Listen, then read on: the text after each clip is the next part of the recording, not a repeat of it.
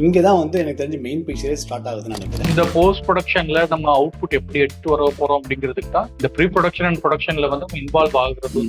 மேஜரான ஒர்க் வந்து மேஜரான ஆர்டிஸ்ட் எல்லாருமே ஒர்க் ஆகுறது வந்து இந்த போஸ்ட் ப்ரொடக்ஷன் தான். 3D கிரீச்சர் இருக்கு, ஏலியன் கிரீச்சர் இருக்குன்னா அதோட வாக் சைக்கிளா இருக்கலாம், அந்த மாதிரி விஷயங்கள் எல்லாம் அசட்ஸா கிரியேட் பண்ணி தனியா வச்சுக்குவாங்க. ஒரு லைவ் என்வரான்மெண்ட்ல நாம ஒரு 3D ஆப்ஜெக்டை கொண்டு வைக்கும் பொழுது இது ரெண்டும் மேட்ச் ஆகுதா, ஓகே பக்காவா இருக்கு அப்படின்ற ஒரு விஷயத்த ஃபைனலைஸ் பண்ற இடம் தான் வந்து லிப் டெவலப். ஆமா, எக்ஸாக்டா. எனக்கு வந்து 3D மாடலா வந்து இல்ல டெக்ஸ்சரா பார்க்கும்போது வந்து அவ்வளவு கன்வின்சிங்கா இருக்காது. பட் எனக்கு ஷார்ட்ல எப்படி இந்த கிரீச்சர் இருக்க போகுதுன்னு எனக்கு முதல்ல தெரிஞ்சிடும். இதுதான் வந்து ஃபைனல் அவுட்புட் வெளில போக போகுது. விஎஃப்எக்ஸ் சூப்பர்வைசரும் விஎஃப்எக்ஸ் ப்ரொடியூசரும் உட்காந்து முதல்ல பட்ஜெட் போடுவாங்கல்ல, அந்த பட்ஜெட்டை வந்து மேண்டேஸா கொடுத்துருவாங்க. இந்த வேலைக்கு 2 நாள் தான் ஒர்க் அப்படின்னு சொல்லுவாங்க. ஸோ அந்த வேலை 2 நாள்ல முடியணும். இது தனி கிரியேட்டிவிட்டி, இது வந்து ஷார்ட் ப்ரொடக்ஷன் ஓரியன்டேஷன். அதனால அவங்க 2 பேரும் மிங்கிள் ஆகும். ஷார்ட் ப்ரொடக்ஷன் எல்லாம் பண்ணதுக்கு அப்புறம் தான் பார்க்கணும்னு அவசியம் இல்லை.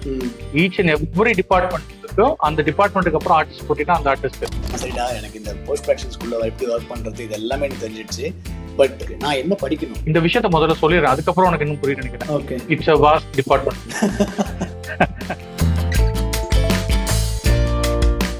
ஹலோ டிசைனர்ஸ், இது டிசைன் டீ டாக்ஸ் பாட்காஸ்டுடைய அடுத்த எபிசோட். இந்த எபிசோட் வந்து ஒரு கண்டினியூஷன் பார்ட் தான். அன்லாக்கிங் விஎஃப்எக்ஸ் இண்டஸ்ட்ரி அப்படின்ற ஒரு டைட்டில்ல அருண் வந்து ஒரு விஎஃப்எக்ஸ் லைன் ப்ரொடியூசரா இருக்காரு. அவர் கூட நாங்க இந்த இன்சைட்ஸை வந்து நிறைய கேட்டுட்டு இருக்கோம். அண்ட் இன்கேஸ் நீங்க ஒரு போஸ்ட் ப்ரொடக்ஷன் ஸ்டுடியோவில் ஒர்க் பண்ணணும் அப்படின்னு நினைக்கிறீங்க அப்படின்னா இதுல வந்து மல்டிபிள் டிசைனேட்டட் ப்ரொஃபைல்ஸ் இருக்கு. இந்த ப்ரொஃபைல்ஸ் தான் எப்படி ஒர்க் ஆகுது, ப்ரீ ப்ரொடக்ஷன்ல இருந்து போஸ்ட் ப்ரொடக்ஷன் வரைக்கும் டிசைன் ஜேர்னி வந்து என்ன மாதிரியான ஒர்க் ஸ்ட்ரீம்ஸ் எல்லாம் இருக்கு அப்படின்ற விஷயங்களை நாங்க தொடர்ந்து கவர் பண்ணிட்டு இருக்கோம்.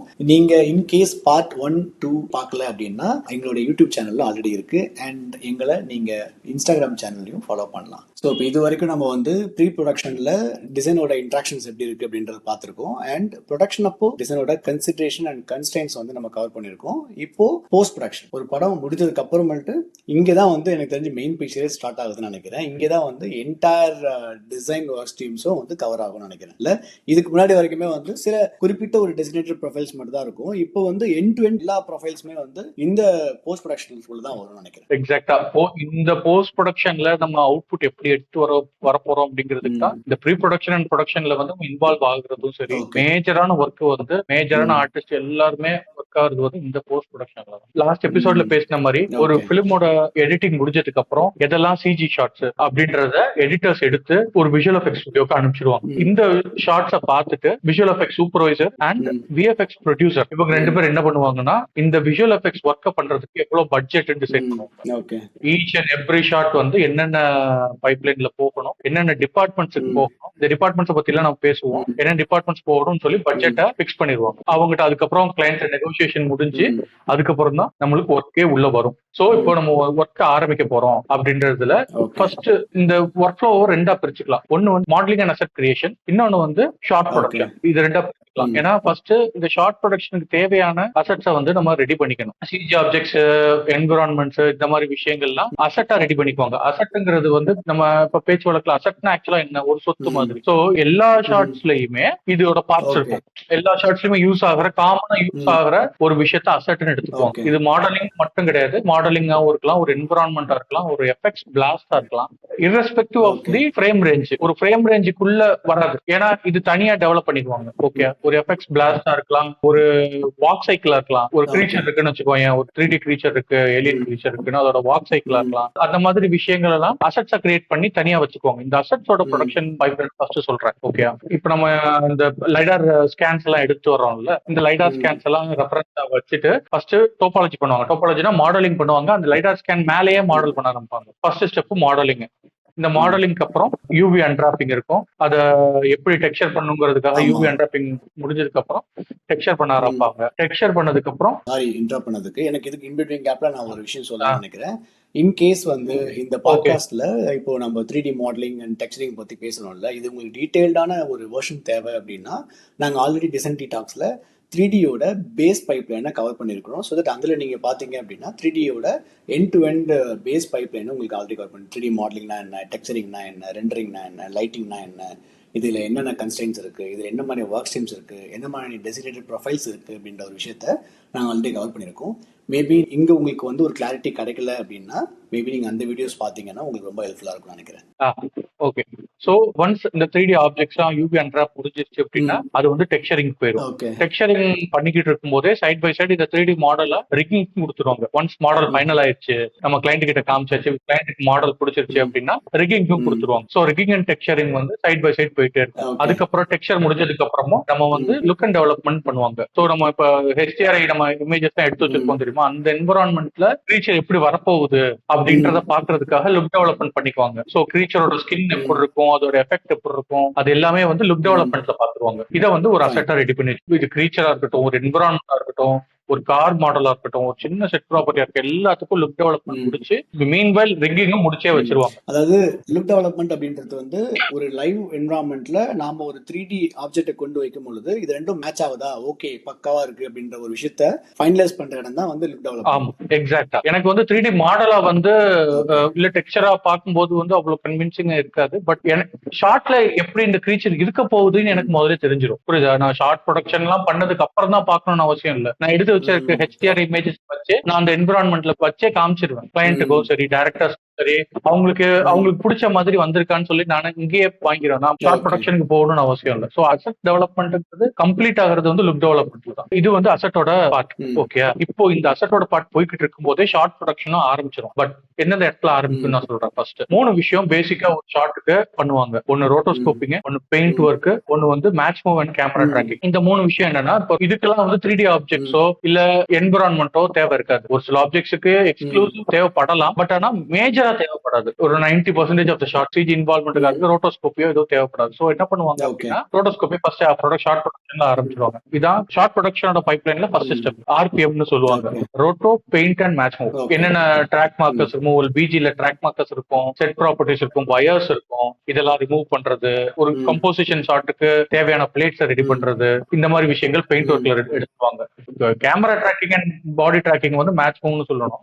சோ நம்ம எப்படினாலும் 3D ஆப்ஜெக்ட்ஸ் வைக்க போறோம் இல்லையா, ஒரு மூவ்மெண்ட் இருக்கும். ஷார்ட்ல கேமரால மூவ்மெண்ட் இருக்கும், அந்த கேமராவை ட்ராக் பண்ணுவாங்க. சோ அது வந்து டிஜிட்டல் கேமராவா மாறிடும். சோ எந்த ஆப்ஜெக்ட் நீ வச்சாலும் அந்த கேமரா வந்து ட்ராக் இருக்கனால நம்ம அந்த கேமரா வச்சு ரெண்டர் எடுத்துக்கலாம். அந்த கேமரா தான் எல்லா ஷாட்டுக்கும் ஒர்க் ஆக போகுது. So each and every shot வந்து கேமரா ட்ராக் எடுத்துருவோம். ஏன்னா 3D ஆப்ஜெக்ட்ஸ் வர்ற ஷாட் எப்படினாலும் 3D ஆப்ஜெக்ட்ஸ் வர போகுது இல்லையா. இதுல என்னன்னா, ப்ரொடக்ஷன்ல வந்து VFX சூப்பர்வைசர் போறல அப்பெல்லாம் எனக்கு கேமரா ட்ராக் வைங்க, இங்க ட்ராக் பாயிண்ட்ஸ் வைங்க, இங்க ட்ராக் பாயிண்ட்ஸ் வைங்கன்னு சொல்லி ஈச் அண்ட் எவ்ரி டெப்த்ல வச்சிருவாங்க. சோ அந்த ட்ராக் பாயிண்ட்ஸ் ரெஃபரன்ஸ் ஆச்சு இவங்க கேமரா ட்ராக் எடுத்துக்குவாங்க. சோ எல்லா ஷாட்டுக்கும் கேமரா ட்ராக் போயிடும். இப்போ வந்து ஒரு சின்ன எக்ஸாம்பிள் சொல்றேன். ஒரு கேரக்டரோட ஆர்ம் மட்டும் மாறுது, ஒரு பயங்கரமான எஃபெக்ட்ஸ் பண்ண போறோம், 3D மாடல் பண்ண போறோம், ஆர்ம் மட்டும்னா இந்த ஆர்மோட ஆக்ஷனையும் ட்ராக் பண்ணுவாங்க. இதுக்கு பேரு ஆப்ஜெக்ட் ட்ராக்கிங். இல்ல எனக்கு வந்து ஒரு வித்தியாசமான வெப்பன் கையில இருக்கு, பட் ஆனா அந்த வெப்பன் வந்து CGல தான் பண்ண போறோம் அப்படின்னா அந்த வெப்பனை ட்ராக் பண்ணுவாங்க. நார்மலா ஒரு குச்சியை வச்சு கட்டையை வச்சு ஷூட் பண்ணிட்டாங்க அப்படின்னா அந்த கட்டையை ட்ராக் பண்ணுவோம். ஒரு இம்பாசிபிளான வெயிட்ட வந்து ஹீரோ தூக்கி எரியறான் அப்படின்னா அதுக்கு ஒரு பேசிக்கான ஒரு ஆப்ஜெக்ட கொடுத்து எரிய வச்சுட்டு அதை வந்து 3Dல மாடல் பண்ணுவாங்கல்ல, அப்போ அதுக்கு ட்ராக் பண்ணுவாங்க. அதெல்லாம் object track. So camera tracking and object ட்ராக்கிங்ல அது கவர் ஆயிடும். சோ இந்த ஸ்டெப் தான் ஷார்ட் ப்ரொடக்ஷனோட ஃபர்ஸ்ட் பைப்லைன் ஸ்டெப். ஓகே, இந்த RPM அப்படின்ற ஒரு ஸ்டெப் தான் ஃபர்ஸ்ட் ஸ்டெப். RPM தான் ஃபர்ஸ்ட் ஸ்டெப் ஷார்ட் ப்ரொடக்ஷன்ல. சோ அதுக்கு அடுத்த ஸ்டெப் என்னன்னா லே அவுட்னு சொல்லுவாங்க. லே அவுட்ங்கிறது என்னன்னா, இப்போ இந்த கேமரா ட்ராக், பாடி ட்ராக் எல்லாம் இருக்குது, அசெட் டெவலப்மெண்ட்ல என்விரான்மெண்ட் பண்ணிட்டாங்க, கிரீச்சர் பண்ணிட்டாங்க. அப்போ இதெல்லாம் ஷார்ட்ல வந்து வரணும் கரெக்டா. அப்போ லே அவுட்ன்ற டிபார்ட்மெண்ட் வரும். செகண்ட் ஸ்டெப் வந்து லே அவுட். இந்த எல்லா எலமெண்ட்ஸையும் எடுத்து பேசிக்கா வச்சு ஷார்ட்டா கிரியேட் பண்ணிடுவாங்க. சோ கேமரா ட்ராக், அதுக்குரிய elements, environment plus live action footage. பேசிக்கா நம்ம ரோட்டோ இருக்கும் இல்லையா, ரோட்டோ இருக்கறனால அதையும் வச்சு ஒரு ஷார்ட்டா ரெடி பண்ணிடுவாங்க. இதை பேஸா வச்சுதான் நம்ம பார்க்க போற அடுத்த எல்லா டிபார்ட்மெண்ட்டும் ஒர்க் ஆக போகுது. சோ இந்த ஸ்டெப்புக்கு பேரு லே அவுட். சோ இது வந்து ஒரு பேஸ வந்து கிரியேட் பண்ணிடுறாங்க. லிட்டரலி வந்து ஒரு டெம்ப்ளேட் கிரியேஷன்ஸ் மாதிரி பண்ணிடுறாங்க. டெம்ப்ளேட் கிரியேஷன் மாதிரி ஈச் அண்ட் எவ்ரி ஷாட்டுக்கு ஒரு ஃப்ரேம் ஒர்க் ரெடி பண்ற மாதிரி. புரியுதா? எல்லா 3D ஆப்ஜெக்ட்ஸும் என்னென்ன ஆப்ஜெக்ட்ஸ் எங்கெங்க இருக்கும், இந்த ஷாட்ல எப்படி வரப்போகுது, இந்த கேரக்டர் எப்படி இன்டராக்ட் பண்ணும், இந்த கேரக்டர் லைவ் ஆக்ஷனும் CG கேரக்டரும் வரப்போகுதுன்னு வச்சுக்கோங்க. அதை வந்து ஒரு கம்போசிட் ஸ்டேட் இல்லாம எல்லா ஆப்ஜெக்ட்ஸையும் வச்சு அது ஒரு லே அவுட்டா பண்ணிருப்பாங்க. சோ அடுத்தடுத்த டிபார்ட்மெண்ட்ஸ்க்கு அது யூஸ்ஃபுல்லா இருக்கு. இந்த ரெஃபரன்ஸா வச்சுதான் வந்து அடுத்தடுத்த டிபார்ட்மெண்ட்ஸ் ஒர்க் ஆகும். இந்த லே அவுட்டுக்கு அப்புறம் தான் அனிமேஷன் டிபார்ட்மெண்ட்டுக்கு போகும். அனிமேஷன் டிபார்ட்மெண்ட்ல சோ ரிட் பண்ண கேரக்டர்ஸ் இருக்கு இல்லையா, அதை வச்சு எக்ஸாக்டா லே அவுட் எப்படி இருக்குதோ அதுக்கு தகுந்த மாதிரி அனிமேட் பண்ண ஆரம்பிக்கும். இதுக்கப்புறம் எஃபெக்ட்ஸ் அண்ட் சிமுலேஷன். சோ இதுல என்விரான்மெண்ட் என்விரான்மெண்ட்ஸ்ல வாட்டர் ஃபால்ஸ் இருக்கிறது, கேரக்டரோட கிளாத் சிமுலேஷன், ஹேர் சிமுலேஷன், இல்ல இப்போ வேர்ட் இருக்குன்னா அதோட ஃபெதர் சிமுலேஷன், இது எல்லாமே வந்து எஃபெக்ட்ஸ் டிபார்ட்மெண்ட்ல வரும். அனிமேஷன் முடிஞ்சு அனிமேஷன் அப்ரூவ் ஆனதுக்கு அப்புறம் தான் இந்த ஸ்டெப்புக்கு போக முடியும். ஏன்னா எஃபெக்ட்ஸ் அண்ட் சிமுலேஷன் பயங்கர பேஸ் அண்ட் டைம் எடுக்கும். சிமுலேஷன் நடக்குது இல்லையா, சோ அதுக்கு வந்து பயங்கர டைம் அண்ட் டேட்டா கன்சியூம் ஆகும். சோ அனிமேஷன் அப்ரூவ் ஆனதுக்கு அப்புறம் நம்ம போற ஸ்டெப் எஃபெக்ட்ஸ். இதுலதான் வந்து cloth, hair, per, feather, fire, wind, water, இது எல்லாமே சிமுலேட் பண்றது. இது எல்லாம் எஃபெக்ட்ஸ்ல வரும். இதுவும் இல்லாம இன்னும் ஸ்பெஷலா ஏதாவது கேட்டாங்க, இல்ல என்ன சொல்றது, ஒரு லைட் பீமோ இல்ல பவர்ஸோ வரணும். நம்ம அவெஞ்சர்ஸே எடுத்துக்கிட்டோம்னா இப்ப தண்டர்லாம் வந்து எஃபெக்ட்ஸ்ல கிரியேட் பண்றதுதான். அதுக்கப்புறம் அயன்மேன் ஒரு புல்லட் அவன் ஷோல்டர்ஸ் வந்து ரிலீஸ் ஆகுதுன்னா அதுக்கு ஒரு ஸ்மோக் எஃபெக்ட்ஸ் வருது தெரியுமா பின்னாடி,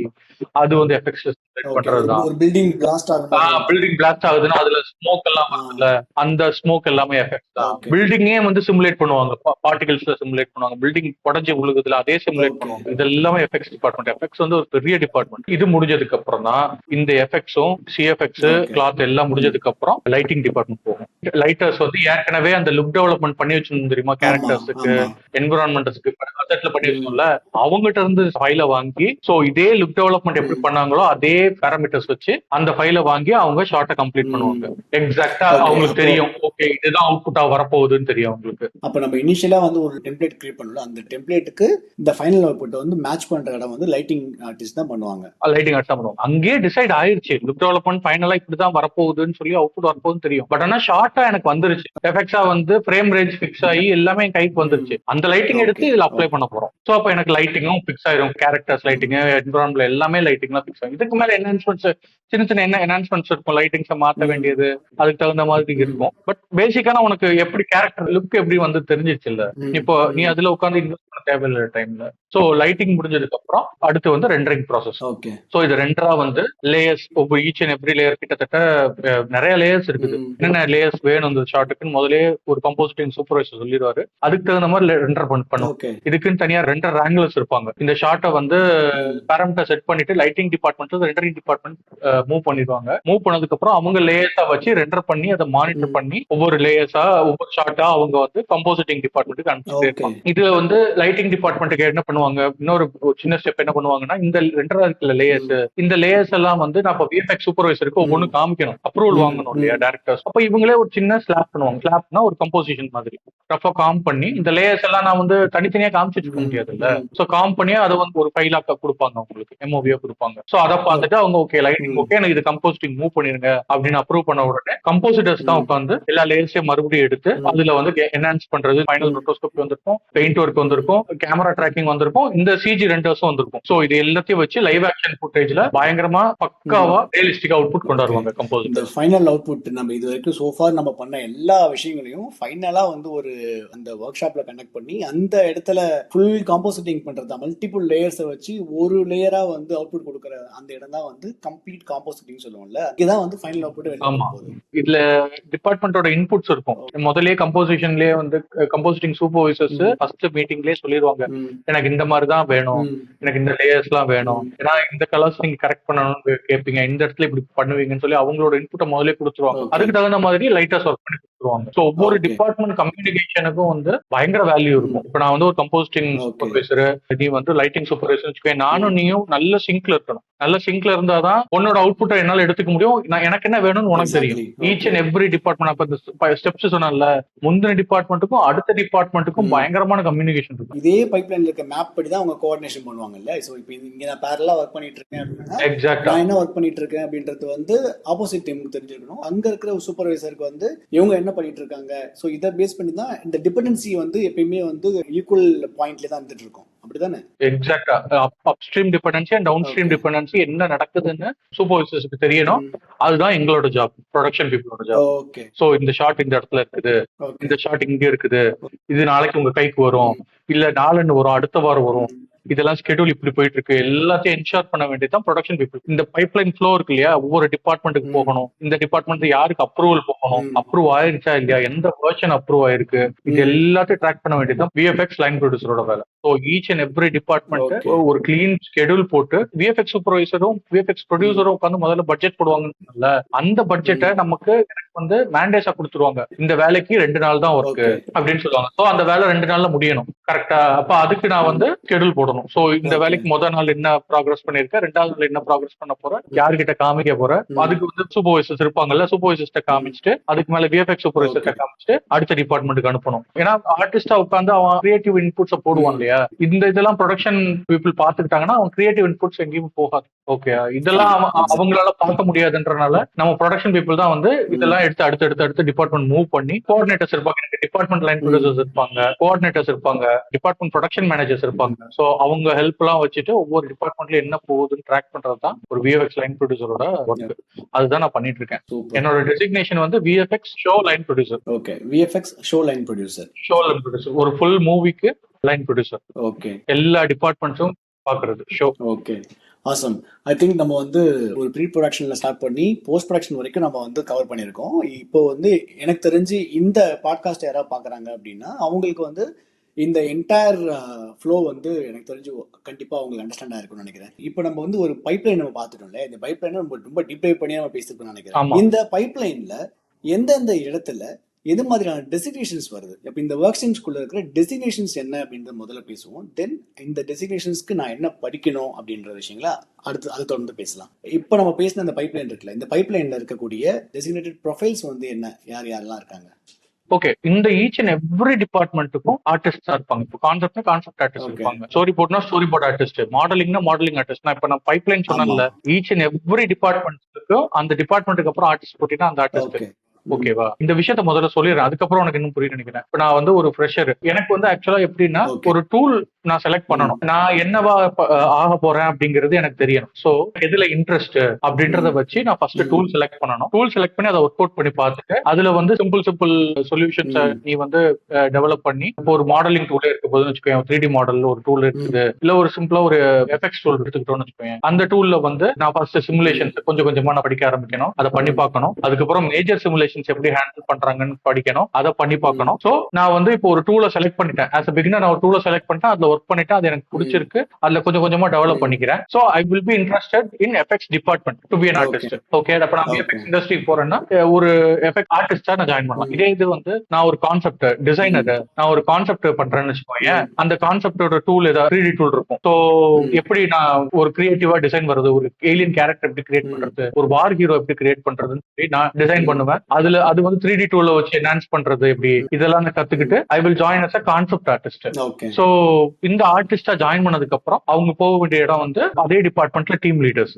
அந்த டீம் லீடரா ஒர்க் பண்ணி நல்லா பெர்ஃபார்ம் பண்ணும்போது அந்த டிபார்ட்மெண்ட்டுக்கு சூப்பர்வைசரா மாறுவாங்க. So he will be having 4 team leaders and he will be a supervisor, department supervisor. Compositing department supervisor இருப்பாங்க, lighting supervisor, concept art supervisor, இந்த மாதிரி இருப்பாங்க, சூப்பர்வைசர்ஸ் இருப்பாங்க. இதுக்கப்புறம் அவங்க போக வேண்டிய இடம் வந்து டிஎஃப்எக்ஸ் சூப்பர்வைசர் ஆகலாம், டிஜிட்டல் எஃபெக்ட் சூப்பர்வைசர். இந்த பொசிஷன் வந்து விஎஃப்எக்ஸ் சூப்பர்வைசர் அவங்களுக்கு கீழே வரும். சோ இவங்க வந்து ஒரு ஷோவை கம்ப்ளீட்டா பாத்துக்குவாங்க, எல்லா டிபார்ட்மெண்ட்ஸ்ல உள்ள சூப்பர்வைசர்ஸுக்கு மேல இருந்து விஷுவல் எஃபெக்ட் சூப்பர்வைசருக்கு என்ன பிடிக்குதோ அதை வந்து டிபார்ட்மெண்ட்ல எப்படி எப்படி அவுட்புட் கொண்டாடணும். விஷுவல் எஃபெக்ட் சூப்பர்வைசர் எல்லா டிபார்ட்மெண்ட்டுக்கும் போய் செக் பண்ணிட்டு இருக்க முடியாது, அவங்க அவரை நிறைய ப்ராசஸ் இருக்கும். ஓகே, கிளையண்ட் இன்டராக்ஷன்ஸ் இருக்கும், கிளையண்டோட பிரசன்டேஷன்ஸ் இருக்கும், கிளையண்டோட சைடு டைரக்டர்ஸ் பேசிட்டு இருப்பாங்க. ஸோ டிபார்ட்மெண்ட்ஸ்க்கு வந்தாங்கன்னா அவங்களுக்கு ரொம்ப போர்டனா இருக்கும்ன்றதுக்காக எல்லா சூப்பர்வைசர்ஸ்க்கு மேல இவங்க டிஎஃப்எக்ஸ் சூப்பர்வைசர் இருப்பாங்க. ஸோ ஒரு ஒன்ஸ் டிபார்ட்மெண்ட் சூப்பர்வைசர்னா அடுத்து டிஎஃப்எக்ஸ் சூப்பர்வைசர், அதுக்கு மேல visual effect supervisor. Visual effect supervisor ultimate designation.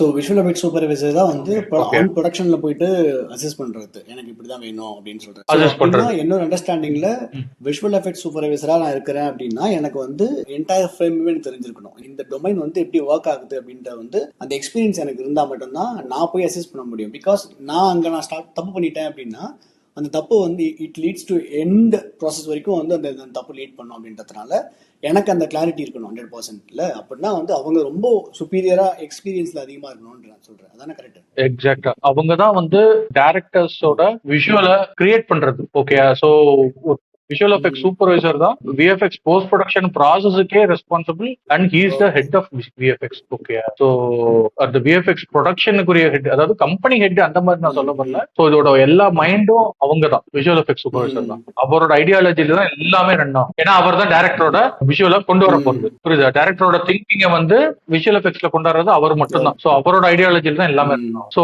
As an artist இவங்க ஆரம்பிச்சுட்டு நெக்ஸ்ட் டீம் லீடர், அதுக்கப்புறம் டிபார்ட்மெண்ட் சூப்பர்வைசர், அதுக்கப்புறம் டிஜிட்டல் எஃபெக்ட் சூப்பர்வைசர், அதுக்கப்புறம் விஷுவல் எஃபெக்ட் சூப்பர்வைசர். இது டிஜிட்டல் மேட் பெயிண்ட் ஆர்டிஸ்ட் இல்லைன்னா கான்செப்ட்ல இருந்தாங்கன்னா அவங்க ஆர்ட் டைரக்டரா. Art director is equal to visual effect supervisor in design and concept ready பண்றதுல. புரியுதா? ஒரு செட் ப்ராப்பர்ட்டியோ எப்படி ஒரு கிரியேட்டிவா அந்த வேர்ல்டு எப்படி இருக்கும்னு யார் திங்க் பண்ணுவாங்க, அது வந்து ஆர்ட் டைரக்டர் வாங்க. புரியுதா? விஷுவல் எஃபெக்ட் சூப்பர்வைசரும் திங்க் பண்ணுவாரு, பட் ஆர்ட் டைரக்டரோட ஹெல்ப் மூலியமா தான் அவரும் திங்க் பண்ணுவாரு. ஏன்னா இது டிசைன் தனி இல்லையா, இது தனி கிரியேட்டிவிட்டி, இது வந்து ஷார்ட் ப்ரொடக்ஷன் ஓரியன்டேஷன். புரியுதா? அதனால அவங்க ரெண்டு பேரும் மிங்கிள் ஆவாங்க. எனக்கு இந்த ஆக்சுவலா இந்த பாட்காஸ்ட் ஸ்டார்ட் பண்ணும்பொழுது வந்து நானே வந்து ரொம்ப பெருசா ஓகே நமக்கு எல்லாமே தெரிஞ்சது தானே, நம்ம தெரிஞ்ச விஷயம் தான் நம்ம திரும்ப ரீகால் பண்ண போறோம் அப்படின்னு தான் நான் ஸ்டார்ட் பண்ணேன்.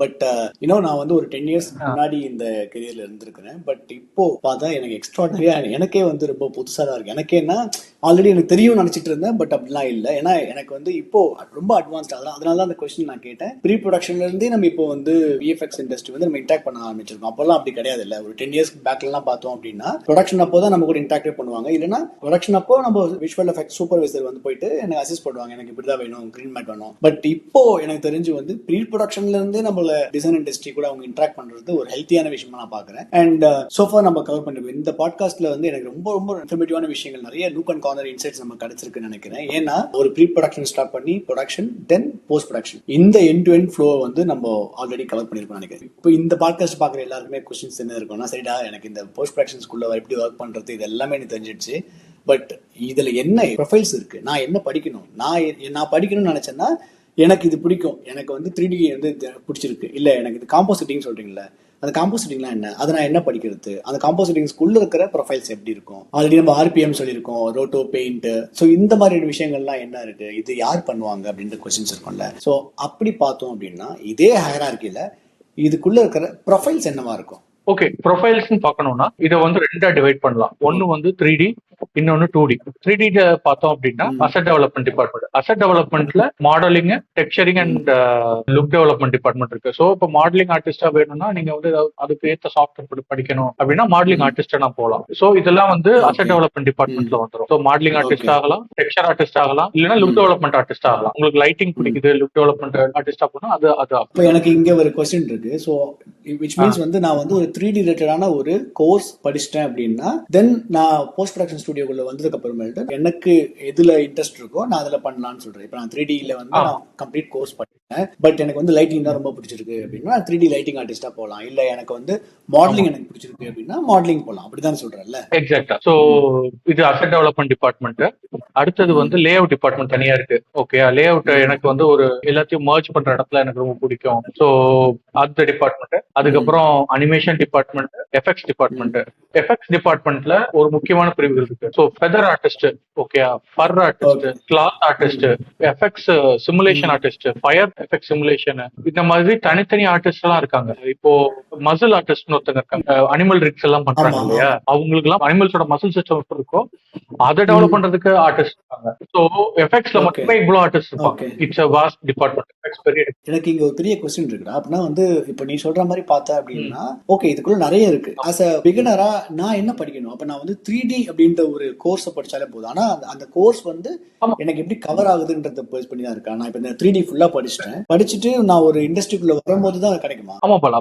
பேசிக்கா நீ என்ன ஆக போறங்கிறது தான் போல ரொம்ப முக்கியமானது. அதுக்கு என்ன டூல் நீ படிக்கணுங்கிறது தான் ரொம்ப முக்கியமானது. இப்ப நான் மாடலிங் தான் எனக்கு பிடிச்சிருக்கு அப்படின்னா இண்டஸ்ட்ரியில இப்போ என்ன மாடலிங் டூல் எது நல்லா இருக்குன்றத பார்த்து அதை நான் படிக்கணும். அப்படின்னாதான் மாடலிங் ஆர்டிஸ்ட் ஆகும். இப்போ ஒரு எக்ஸாம்பிளுக்கே சொல்றேன்னா நான் வந்து எஃபெக்ட்ஸ் ரொம்ப பிடிக்கும், அதுல ஒர்க் பண்றதுக்கு பிடிக்கும் அப்படின்னா நான் ஒரு ஹுடினின்ற ஒரு சாஃப்ட்வேர் இருக்கு. ஸோ சாஃப்ட்வேர் செலக்ட் பண்றேன்னு வச்சுக்கோங்க, அந்த ஹுடினியை கத்துக்கிட்டு நான் எஃபெக்ட்ஸ் டிபார்ட்மெண்ட்டுக்குள்ள போகலாம். ஹுடினிலேயே நான் எல்லாமே ஒர்க் பண்ணலாம். எஃபெக்ட்ஸ் ஃபயர் எலமெண்ட் ஒர்க் பண்ணலாம், ஃபர் ஒர்க் பண்ணலாம், எல்லாமே ஒர்க் பண்ணலாம். புரியுதா? ஸோ பட் நான் ஒரு டூலை ஃபர்ஸ்ட் செலக்ட் பண்றேன். 3Dல நான் படிக்கிறேன்னா எனக்கு எந்த டூல் பிடிக்குதுங்கிற வாஸ்டா இத்தனை டூல் படிக்கிறேன், அதுல எந்த டூல் படிக்குதோ அதுல நான் வந்து கான்சென்ட்ரேட் பண்றேன். ஸோ டூல் பேஸ் பண்ணி தான் நம்ம வந்து கேரியரே செட் பண்றோம்.